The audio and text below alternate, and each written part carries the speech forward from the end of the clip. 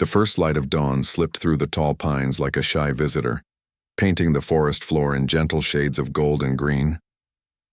Elias Navarro moved in rhythm with the whisper of the trees, each swing of his axe a careful conversation with the wood.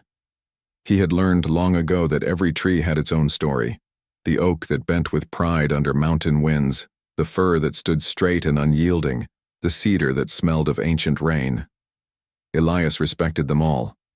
He worked, slowly and skillfully, striking only what was necessary to feed his modest needs and keep the forest balanced. He paused for a moment, leaning on his axe handle as he watched stray beams of sunlight skip across dew-dappled ferns. The world was quiet here, save for bird calls and the distant rush of a mountain stream. In this solitude, Elias felt at peace. Human voices were distant echoes he could not remember clearly, and he had grown comfortable sharing his days with squirrels and chipmunks rather than neighbors or townsfolk. The cabin he had built with his own hands sat at the edge of a small clearing, its log walls worn smooth by wind and time. Inside, a crackling stove and a few simple tools were all he needed. His father had been a city man, a teacher who believed education was the greatest gift. But when Elias was only 10, tragedy had struck. A fire in the schoolhouse claimed his father's life and left his mother too ill to care for him. He had been sent to live with an uncle whose own farm was too large and busy for a small boy's sorrow. It was in those lonely miles of farmland that Elias discovered the forest. He ran away one autumn day, stepping into the woods with nothing but a small pack and a fierce determination to belong somewhere. The trees had welcomed him, and he had never looked back. Each morning, before the sun climbed fully into the sky, he set out along a narrow path that wound between cedar roots and mossy stones. The path led to the heart of the forest, where the tallest trees clustered and the air smelled of pine resin and damp earth. Elias could follow that path blindfolded, guided by broken branches and worn footprints left by deer or boar. Today, however, something felt different. As he reached a bend in the trail, he stopped short. The ground was disturbed. Leaves crushed into the soft soil, branches snapped at odd angles. Whatever had passed this way had been moving in a hurry, and the pattern of footprints, too wide and deep for a deer, stood out sharply against the pale morning light. He knelt to study them more closely. The boot prints were fresh, the mud still soft enough to reveal the sole's tread. They led in the direction of a thicket so dense it was nearly impossible to push through without a machete. Elias frowned. Travelers rarely ventured off the main path without reason, and any sensible hiker would avoid that choke of vines and brambles. Whatever had forced this person off the trail must have been a crisis, an injury, or a sudden threat.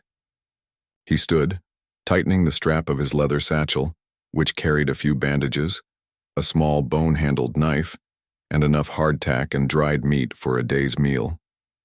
Despite the chill in the air, a bead of sweat rolled down his temple as he braced himself. He took a deep breath, inhaling the scent of pine and moss, and stepped toward the undergrowth.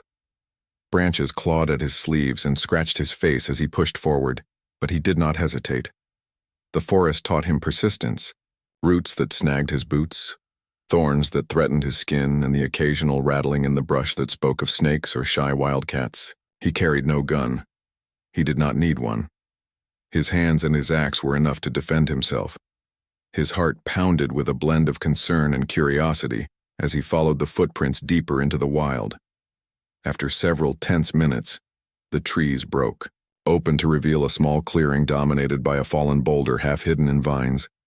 Beneath it lay something unexpected, a woman, her clothes torn, her face pale with pain.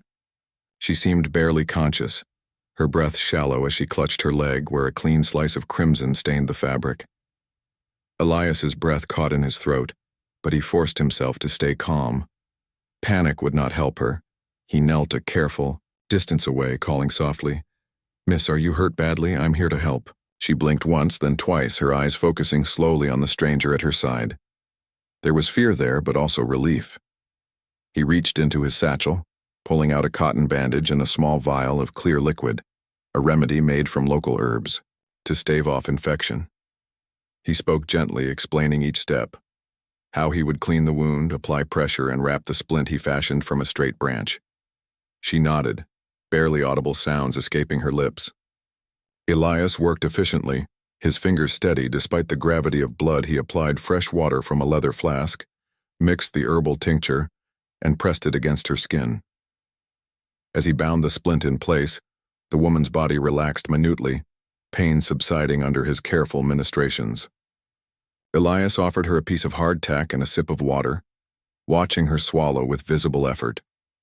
She managed a weak smile, and though her lips quivered, her gratitude was unmistakable.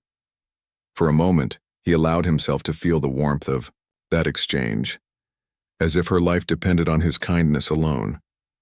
The forest, silent witness to countless dramas, seemed to lean in closer, its usual watchfulness heightened by this fragile human scene. Night was beginning to fall, the sky above the trees turning violet and then dark. Elias knew he could not leave her here exposed. He hoisted her gently into his arms. She was light, despite her tall frame, and carried her back along the narrow path.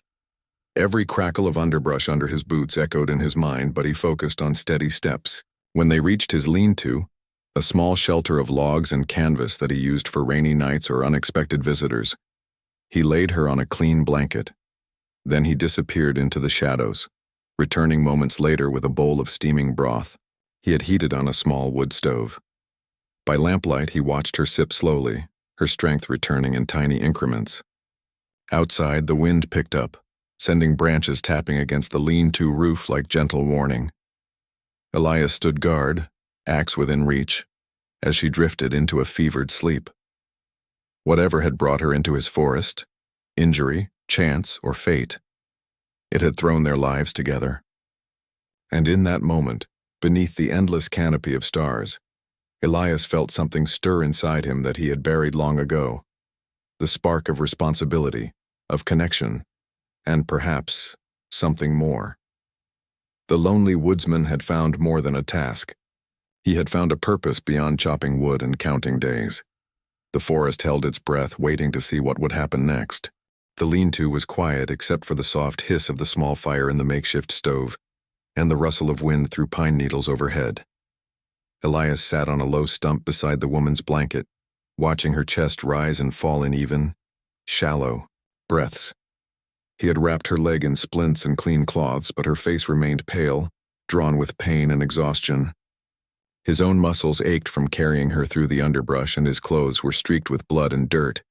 Yet he felt no regret, only a fierce determination to see her safely through the night. As the moonlight filtered through gaps in the canvas roof, Elias leaned forward, placing a wooden cup of warm herbal tea at the edge of the blanket. "This will help with the fever," he said gently. She stirred, then blinked awake, her dark hair spilling over the blanket like spilled ink. Her eyes, wide with confusion, met his. For a moment, silence threw itself between them, broken only by her ragged breaths. "Where am I?" she whispered, voice hoarse. "You're safe," Elias replied. He paused, choosing his words carefully. "My name is Elias Navarro. I found you injured in the forest. You were near a fallen boulder, bleeding badly.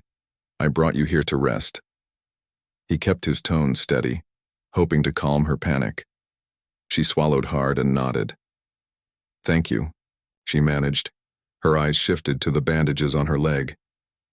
"My leg," she frowned, pain flickering across her features. "Will I walk again?" Elias offered a small, reassuring smile. "With time and rest, yes. I made a splint from a straight branch and cleaned the wound with herbal antiseptic.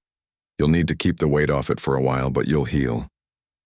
Relief and fear warred in her eyes. She sat up slowly, wincing as the movement tugged at her injured limb. Elias moved to help, adjusting pillows and blankets so she could lean back comfortably. She took a cautious sip of tea. The warmth soothed her throat and a faint color crept back into her cheeks. "I'm sorry," she said, her voice barely above a whisper. "I didn't mean to trouble anyone." "You're not a trouble," Elias replied, settling back on the stump. "Accidents happen. You were alone in the jungle when you were hurt. I've seen signs that you wandered off the main path. That worried me. She lowered her gaze, pressing her hand against the bandaged area. I was exploring, she said quietly. I thought I could find something important. Then I slipped and fell. I lost my map and my communications gear. I tried to crawl back to the trail, but I couldn't. Elias listened, attentive. He tipped his head, studying the flicker of moonlight on her face. You must be brave, he said. Most people would have panicked long ago. Her lips curved into a tired half-smile. Bravery runs out when the pain becomes too much. She paused, looking around the lean-to. This place, did you build it? He nodded. Years ago, as a refuge from storms or unexpected guests. I keep extra supplies here, blankets, tools, a bit of food. I never knew I'd need them for this. He paused. The forest teaches us to prepare for what we cannot predict. She closed her eyes for a moment, breathing deeply. When she opened them, her gaze held something fierce and curious. You live out here alone? She asked. Yes, Elias said simply. This forest is my home. I fell in love with its quiet strength years ago. It feels more real to me than any town. She considered him for a long beat. Then, with a determined nod, she said, I want to hear your story. Her voice was steadier now, tempered by gratitude and a spark of curiosity. Why did you choose this life? Elias leaned forward, resting his elbows on his knees. The firelight danced across his tanned face, highlighting the lines carved by sun and wind. I was lost, he began softly. My parents, my father, was a teacher in a big city school. My mother became ill after a fire in the schoolhouse. I was just 10 when I lost them both, one to flame, the other to grief. I was sent to live with family who had little time for a pensive boy, so I ran away into the woods. The trees welcomed me. They do not ask questions. They simply are. I found comfort in that. She listened, her eyes never leaving his. I'm sorry, she said, voice low. That must have been terrible. He shrugged, looking away at the flames. It was life. It taught me to be self-reliant, to pay attention, to respect strength where I find it. He glanced at her. And to help others in need when I can. Silence settled, warm and comfortable. The wind outside slowed, lulled by the moon's presence. They sat together, two strangers bound by chance in the wilderness, sharing the simple rhythm of each other's breaths. The air smelled of pine resin and tea leaves. In that quiet, the world narrowed to the lean-to, the fire, and the fragile figure on the blanket. Eventually, the woman spoke again. Her voice was tinged with wonder. I've never met anyone who lives so close to nature, she said. In my world, people stay indoors. We have schools, offices, machines that hum day and night. We lose touch with the earth. Elias smiled softly. Nature teaches humility. You can't outrun a storm. You can't command a tree to bend. You must learn to adapt, to observe, to respect the balance of it all. It's a lesson many forget. Her gaze drifted to the small pot of soup simmering on the stove. I'm hungry, she admitted, her tone embarrassed. He laughed quietly, rising to ladle the broth into a wooden bowl. Here, he said, handing it to her. Fresh broth helps the body heal. Eat slowly. She accepted the bowl, cradling it like a precious gift. She blew on the surface before taking a careful sip. Her eyes brightened as the warmth spread through her body. Elias watched, satisfaction softening his features. The simple act of feeding someone in need felt like an honor. They ate in companionable silence, the crackle of the fire marking time. With each spoonful, the woman regained strength, her posture straightening. Elias felt a kinship growing, built on shared vulnerability and mutual respect. He realized that for the first time in years, he welcomed another presence in his solitude. When the broth was finished, Elias refilled their cups with tea. He gestured to a wooden chest at the back of the lean-to. I keep extra clothes here, he said.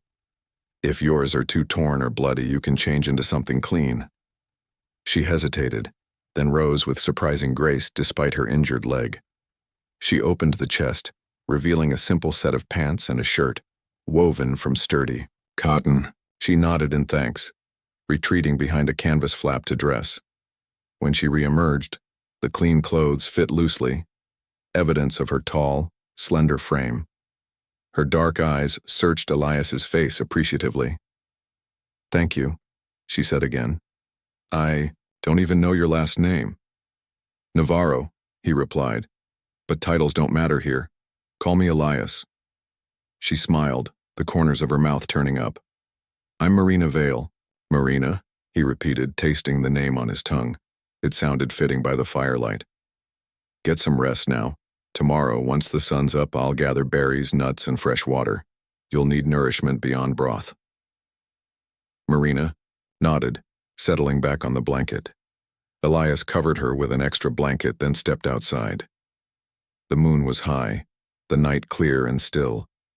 He checked the fire, ensuring the stove would last until dawn, then scanned the treetops for any sign of danger, snakes, predators, falling branches.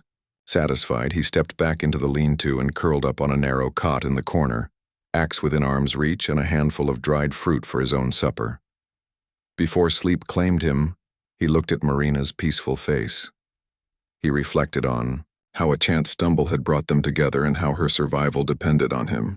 He wondered about the path that had led her into his forest and what she would reveal when her strength returned.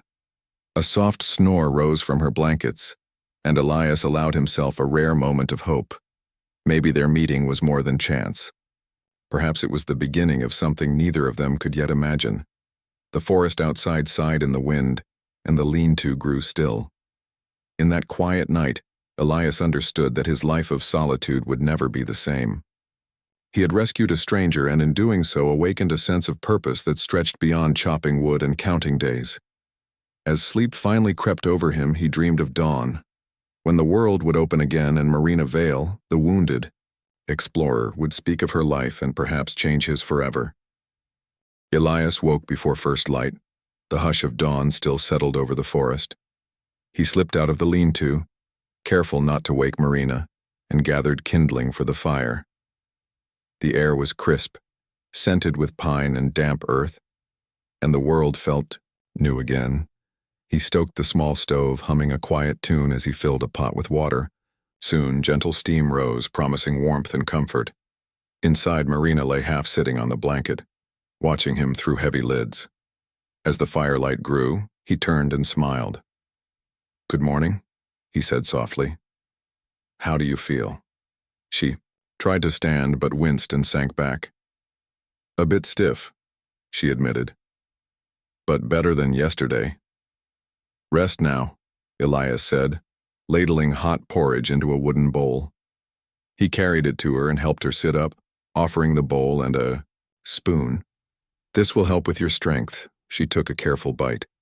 The oats were cooked with berries he had picked the day before, tiny fruits that burst with sweet juice. As she ate, her color returned, the fear in her eyes replaced by calm focus. Each spoonful seemed to bring more life back into her. While she finished breakfast, Elias gathered his gear for the day. He hung a fresh cloth to dry beside the stove, packed extra bandages in his satchel, and filled flasks from a nearby spring. He then sat across from Marina, studying her face in the firelight. "Marina," he began, "you said you were exploring. What were you looking for?" She paused, wiping berry juice from her mouth. I was searching for an old temple," she said at last. "Legends tell of a ruin deep in these hills. I thought I could find it, map it, maybe even discover something no one has seen in centuries." She met his gaze, determination clear in her dark eyes. "But I wasn't prepared." Elias nodded, remembering his own youthful mistakes. "The jungle is unforgiving," he said quietly. "Maps can guide you, but they cannot hold back a fall." He leaned forward. "Tell me more. What drove you to this expedition?" Marina set her bowl aside, folding her hands in her lap. "My family. They're always telling me to follow their path. University, career, society balls, High society events. I loved them, but I couldn't breathe there. I wanted something real, something raw. History hidden beneath vines, stories written in stone. I wanted to feel alive. Elias considered her. I understand wanting to break free, he said. Out here, life is about survival, yes, but also about discovery. The forest has secrets older than any city. He pointed through the lean-tos, opening. I'll gather fruit and roots today. You should rest, but I need to be back before noon so we can move you closer to water. She nodded. Will you teach me more herbs? She asked. I want to help myself. He smiled. Yes. We'll start with the common ones. Plantain for swelling, yarrow for cuts, mint for stomach aches. He opened his satchel, pulled out a small journal, and handed it to her. I keep notes on what I find. You can write observations. In here. Her eyes lit up. Thank you. She opened the journal, studying the blank pages with reverence. Despite her injury, her curiosity shone as brightly as any child's on a first school day. Elias left the lean-to and moved into the forest. The sun, now fully up, made shafts of light through the canopy. He gathered handfuls of blackberries, from thorny bushes, careful to avoid the sharpest thorns, and plucked mint leaves from clusters near the stream. He dug small roots from soft soil and identified patches of yarrow with their white, flat blossoms. Each find was tucked into separate cloth bags he kept tied to his belt. As he worked, he thought about Marina's story. A millionaire's daughter craving authenticity, stuck in a world of expectations. He admired her bravery, but feared the dangers she faced alone. She had risked everything for adventure, and that choice had nearly cost her life. By mid-morning, he had enough supplies to fill 2 woven baskets. He paused by a moss-covered rock to rest, wiping sweat from his brow. The forest around him was alive with birdsong and the distant hum of insects. It felt like the forest itself approved of his mission to help this courageous stranger. He returned to the lean-to, baskets in hand. Marina was propped on pillows, the journal open on her lap and a piece of charcoal in her hand. She looked up, smiling as he approached. You found everything? More than everything, he said, setting the baskets down and emptying their contents onto a cloth on the ground. Bright berries rolled against the fabric, green leaves lay in neat piles, and roots peeked through the cloth folds. We'll start with the yarrow. I'll show you how to make a poultice to reduce swelling. She leaned forward eagerly as he crushed the flowers with a smooth stone, releasing their herbal oils. He added a few drops of water, kneading the mixture into a paste, then applied it gently to Marina's ankle where it had become swollen. She closed her eyes as the cool poultice touched her skin, a relieved sigh escaping her lips. Does it hurt? He asked softly.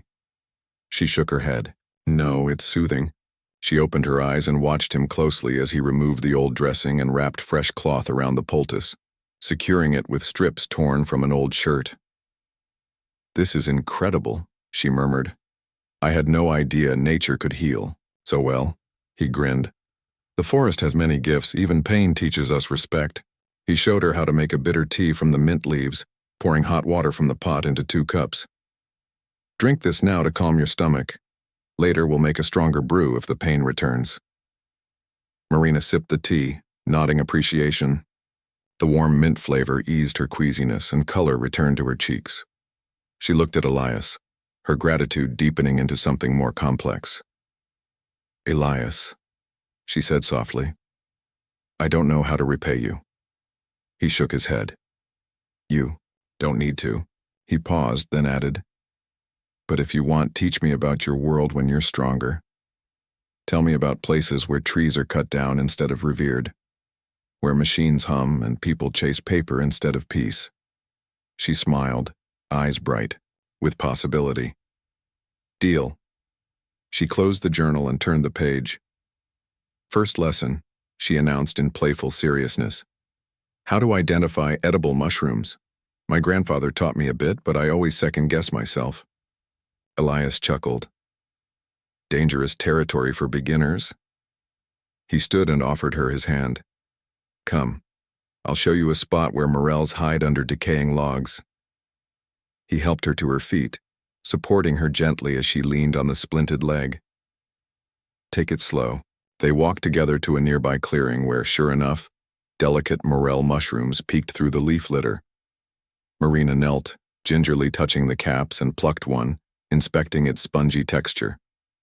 Elias explained the differences between harmless mushrooms and poisonous lookalikes, pointing out gills, stalk rings, and cap shapes. She listened attentively, repeating the names aloud: morel, chanterelle, puffball. She looked up at him, pride and excitement shining on her face. By midday, they had collected a handful of mushrooms and plenty of notes in Marina's journal. Elias led her back to the lean-to, where he cooked the mushrooms with yesterday's broth, creating a rich stew. The aroma filled the shelter, and Marina's eyes widened when she tasted the earthy flavors mingled with herbs and game meat he added from his stores. As they ate, Elias told stories of forest creatures, how deer tracked seasons by the moon, how owls hunted in pairs, and how trees communicated through their roots.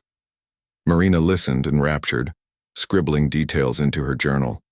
She looked up at him, gratitude and admiration in her gaze. "Your world is amazing," she said softly. "I wish more people knew." Elias smiled. "Maybe you'll help them know," he replied. "When you recover, you can share what you've learned here." Her eyes flicked to the window of canvas, sunlight filtering through. "I promise I will." She set down her spoon. "But right now I should rest." He nodded. "Rest," he agreed, helping her back to the blanket. As she lay down, he rearranged pillows for comfort and draped a warm blanket over her. "I'll check on you at sundown," he said. "If you need anything, call out." She closed her eyes and offered him a small, genuine smile. "Thank you, Elias." He stood and gathered the baskets but stopped at the entrance, watching her. In Marina's face he saw both strength and vulnerability, the fierce explorer and the grateful survivor. He felt a protective warmth, a desire not just to save her life, but to share his life with someone who could understand him. Outside, the forest whispered in the breeze. Elias knew their bond had deepened beyond the simple act of rescue. They were companions now, two souls from different worlds finding common ground in the heart of the jungle. As he walked back into the trees, he felt anticipation for what the next phase of their journey would bring, confident that together they could face whatever trials lay ahead. ChatGPT said. Elias returned to the lean-to just as the sun dipped low, painting the forest in shades of amber and rose. He carried fresh water in flasks and a small bundle of roots he had gathered, knowing Marina would need more nourishment. The lean-to was quiet when he slipped inside. Marina lay propped against pillows, her dark hair loose over her shoulders. She looked more rested, the lines of pain eased by the day's healing rituals. "Evening," Elias said softly, setting the flasks and roots on a flat stone beside the stove. Steam rose as he poured water into a pot. The firelight danced across Marina's face, and when she smiled, it warmed him more than any hearth. "How are you feeling?" he asked, kneeling beside her. "Stronger," she said, her voice lighter than it had been. She touched the splint on her leg, flexing her toes carefully. "The swelling is almost gone. I think I could try standing soon." Elias nodded, pleased. "Tomorrow I'll help you walk to the stream. For now, sip this tea." He handed her a wooden cup filled with the bitter herbal brew he'd prepared. "It will soothe your muscles and help you sleep." Marina accepted the cup and took a slow sip, savoring the warmth. "Thank you," she said, meeting his eyes. "For everything." Elias smiled. "You're welcome. You've done well. You've learned a lot in just 2 days." She set the cup aside and studied him. "Elias, I want to tell you something important." She paused, drawing a shaky breath. "I haven't been honest with you." He tilted his head, curiosity and concern mingling in his gaze. "What do you mean?" She swallowed, fidgeting with the blanket. "I didn't tell you who I really am. I'm not just an explorer with a thirst for history. I come from a wealthy family. My grandfather founded Vale Industries, shipping, real estate, investments. We have homes in Paris, New York, Dubai, even Tokyo. I've lived in 5 countries and never stayed in one place for more than 2 years. I'm a millionaire's granddaughter." Elias blinked, surprised. He had expected many things: courage, curiosity, a desire for escape, but not this. He remained silent, letting her speak. Marina looked down, hating how needy she sounded. "I didn't mean to hide it. Out here, none of that matters. I wanted you to see me without family connections, without money. I wanted a chance to rely on my own strength." Elias leaned back on his heels, considering her words. The forest grew darker around the lean-to, but the fire glowed steady. "Finally," he said, "it doesn't change what I've done. My duty is to help anyone in need, regardless of who they are." She shook her head. "You saved my life. I feel like I should offer something more substantial than thanks." Her dark eyes glistened in the firelight. "I can offer you a reward, money, a ride back to civilization, access to doctors and supplies far beyond this forest." Elias looked at her quietly. The offer hung between them like a thick fog. He thought of his moss-covered cabin, his silent mornings, the freedom of solitude. He thought of her gentle eyes, her quick mind, and the bond they'd formed. He did not want her money, but he did not wish to hurt her by refusing. "Your offer is generous," he said carefully, "but money can't buy the peace I've found here, and I've never needed much. I have food, shelter, and tools. As for doctors, I've learned to treat most injuries and illness. I know these woods better than any surgeon knows a hospital." Marina's face fell. "Then what can I give you? How can I repay you in a way that feels right?" Elias studied her, sensing the shift in her purpose. She had come seeking ancient stones and hidden temples, but now she sought a way to honor his kindness. At that moment, something deeper stirred in him, a desire for connection beyond the forest's edge, a chance to share his world. "Tell you what?" he said, rising to his feet and moving to a low shelf lined with jars of herbs. "You can accompany me when I collect more plants tomorrow. You can choose which remedies you want to learn in depth, and I'll teach you everything. I know, knowledge is a gift you can carry with you, and nobody can take it away." Marina's eyes brightened at the offer. She reached out, touching his forearm lightly. "I would like that very much." Elias nodded. He selected a jar filled with dried yarrow blossoms and handed it to her. "Study these tonight. Think about how we can use them to help others you know." She held the jar reverently, as if it contained the world's most precious treasure. "I will." Silence settled, comfortable and real. Outside, the wind rustled the pines and distant frogs sang by the stream. Inside, 2 souls, one born of the forest, one born of privilege, sat together, united by gratitude and shared purpose. After a moment, Marina spoke again, softer this time. "Elias, do you ever wish, sometimes, to see the world beyond these trees?" He considered the question. He had once dreamed of cities, of bustling streets, but those dreams had faded long ago. "Sometimes I imagine what it's like in a big city," he admitted. "I wonder if I'd feel lost again, among so many people. But then I remember the scent of pine at dawn, the songs of birds, the calm that lives in these woods. This is home." Marina nodded, understanding in her eyes. "I understand, seeking home. I've searched for it in mansions and penthouses, and found only more rooms to fill. Here I feel more alive." Elias offered a small smile. "We all carry homes inside us. Yours is in your heart. Mine is here, among the trees." Marina closed her eyes, breathing deeply, as if committing every sound and scent to memory. When she opened them, she held something like resolve. "When I return to my world," she said, "I'll carry what I've learned. I'll share stories of the forest's power and its need for respect. I'll fund conservation efforts. I'll honor your teachings." Elias felt his chest tighten with pride and hope. He had never imagined his simple life could impact the wider world. "That would be a fine use of knowledge," he said. "The forest needs friends in every city." Marina smiled, genuine and full. She leaned back against the pillows, exhaustion calling again. Thank you, Elias, for saving me, for teaching me, for everything. He rose and added more wood to the fire, watching the flames leap. Rest now, he said. Tomorrow brings new lessons and new adventures. As Marina drifted toward sleep, Elias stepped outside into the cool night air. He gazed up at the stars shining through the pines. In the darkness, he felt a quiet joy. He had offered friendship and wisdom. She had given promise of change and partnership. Their lives, so different in beginnings, were weaving together in unexpected ways. Elias whispered to the forest, "We'll see what tomorrow brings." And the forest, in its timeless way, answered with a rustle of leaves as if eager to witness the next chapter of their journey.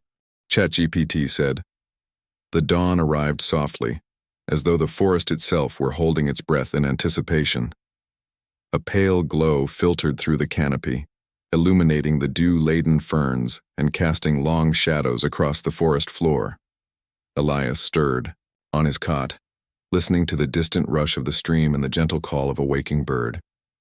He sat up and stretched, feeling the promise of a new day pulse through his veins. Today would be the day Marina would take her first real steps toward recovery, and beyond that the day they would part ways, each returning to a life changed by their time together. Inside the lean-to, Marina lay still, the morning light revealing a hint of nervous excitement in her eyes. She sat up as Elias entered, clutching the journal that had become her constant companion. He smiled at her, warmth in his gaze. "Good morning," he said. "Today is the day you try walking again." Her lips curved into a determined smile. "I'm ready," she whispered, though her voice quivered with a mixture of hope and fear. Elias gestured for her to stand, and gently supported her under her arms. At first she hesitated, testing the splinted leg like a novice stepping onto uncertain ground. But Elias's steady presence bolstered her courage. With a careful shift of weight, Marina took a small step forward. Her face tightened with concentration as she leaned on Elias, her good leg bearing most of her weight. He encouraged her softly, counting each step. 1, 2, 3. The world seemed to hold still as she moved, each footfall a victory. By the 5th step, she managed a small laugh that echoed through the lean-to.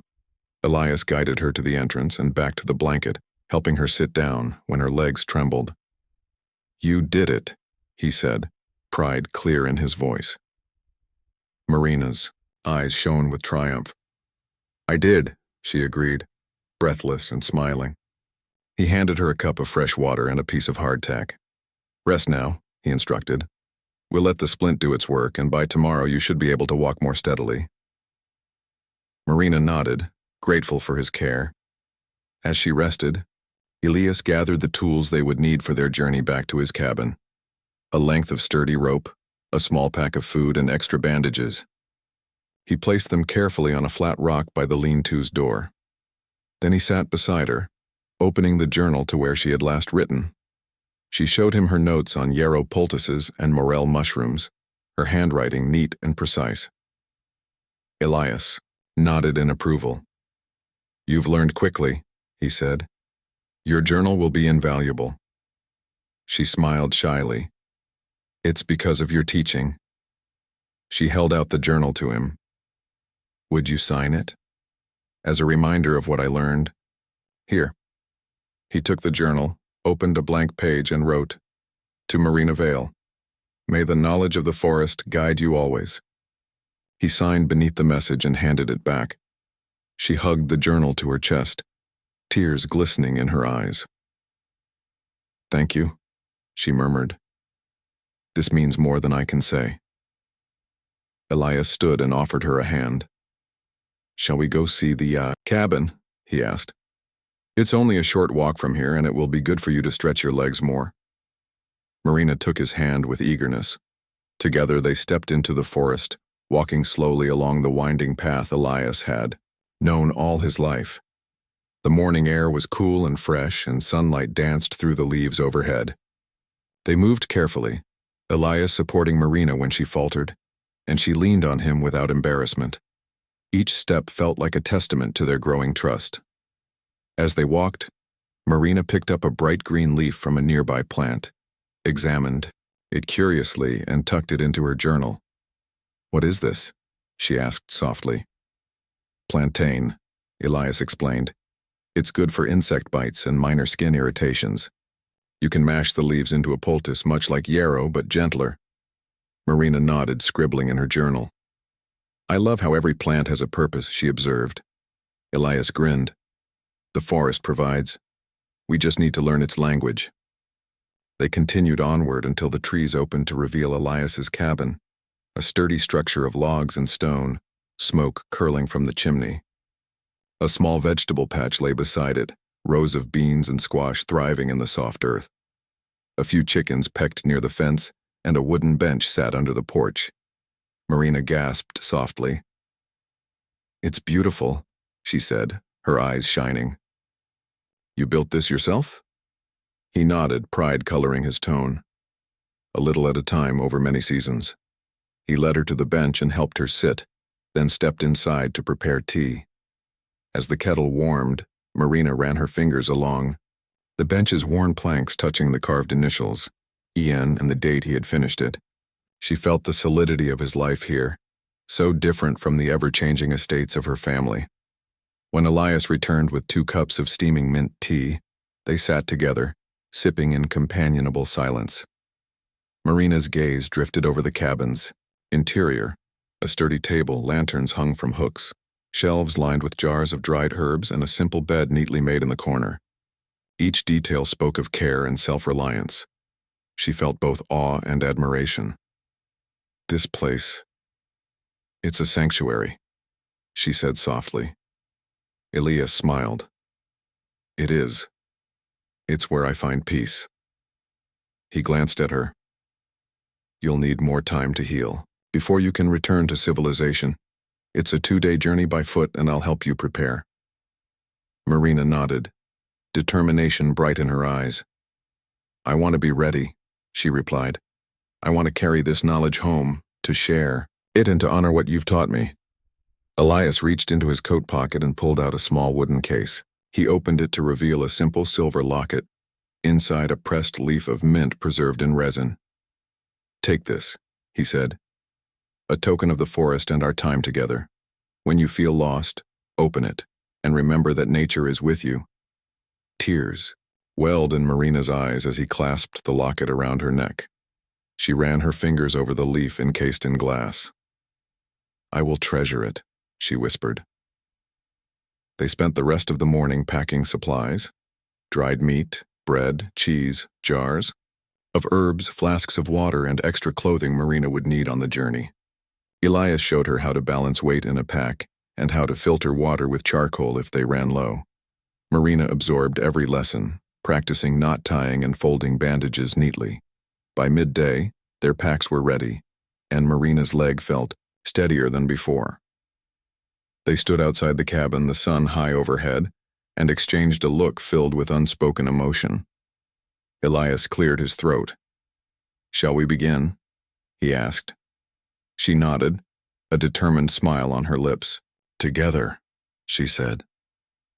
They set off down the path side by side. The forest seemed to watch them, its leaves whispering encouragement. Marina walked with purpose, each step a tribute to Elias's care and her own resilience. He supported her, arm with a proud smile. Along the way, they stopped whenever she stumbled, Elias's hand steady, guiding her forward. As the trees thinned and the landscape opened into rolling foothills, Marina paused to take a deep breath.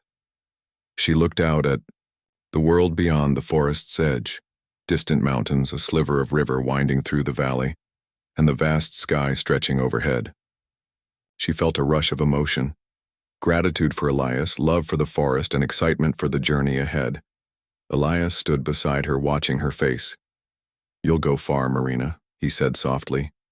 "And when you share these lessons, you'll make the world a better place." She turned to him, eyes bright. "I promise I will," she said. "I'll share the forest's story, your story, so people understand why it matters." He nodded, pride swelling in his chest.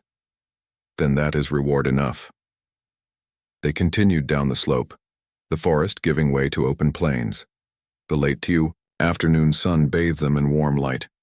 As they reached the river's edge, Elias pointed to a small wooden boat tied to a post. "This will take us to the main trail," he explained.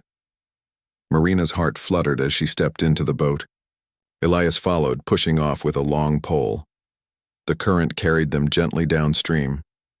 As they glided over the water, the canopy thinned, and the noise of civilization began to whisper at the edges of her mind. When they reached the riverbank, near the trailhead, Marina turned to Elias and embraced him fiercely.